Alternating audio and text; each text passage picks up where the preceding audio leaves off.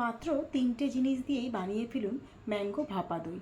তার জন্য প্রথমেই নিয়ে নিয়েছি টক দই। টক দইটাকে এরকমভাবে একটা সুতির কাপড়ে বেঁধে ঝুলিয়ে রাখবো, যাতে টক দইয়ের থেকে সম্পূর্ণ জলটা বেরিয়ে আসে।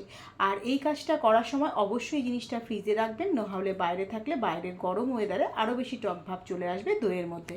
এখানে দইটাকে আমি 6-7 ঘন্টার জন্য এইভাবে রেখে দিয়েছিলাম, যার জন্যই এত সুন্দর একটা ছানার মতো টক দইটা তৈরি হয়ে গেছে।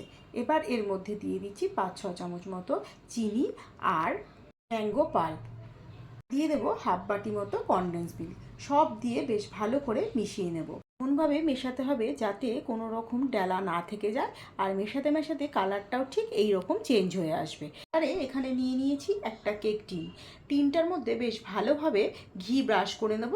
এতে যখন ডিমোল্ড করব তখন খুব তাড়াতাড়ি তৈলাক্ত ভাবের জন্য বেরিয়ে আসবে।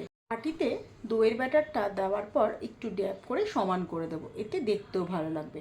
এখন কড়াইতে দিয়ে দিয়েছি বেশ খানিকটা জল। জলটা গরম বসিয়ে দেবো, আর তার মধ্যে দিয়ে দেবো একটা স্ট্যান্ডটা দেওয়ার পর বাটিটাকে রেডি করব ফয়েল পেপার দিয়ে। ফয়েল পেপার দিয়ে ঢেকে দিলে ভাপটা বেরিয়ে আসবে না, এতে দইটা বেশ ভালোভাবে জমাটো বেঁধে যাবে। আর উপর থেকে একটা ঢাকনা দিয়ে আধ ঘন্টা মতো লো টু মিডিয়াম ফ্লেমে ভাপ দিয়ে নেব।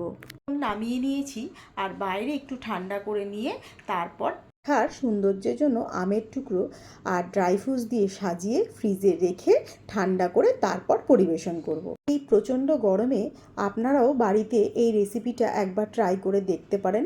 আর বানিয়ে খাওয়ার পর বারবার খেতে মন চাইবে। তবে এই পর্যন্তই। সবাই খুব ভালো থাকবেন আর সুস্থ থাকবেন।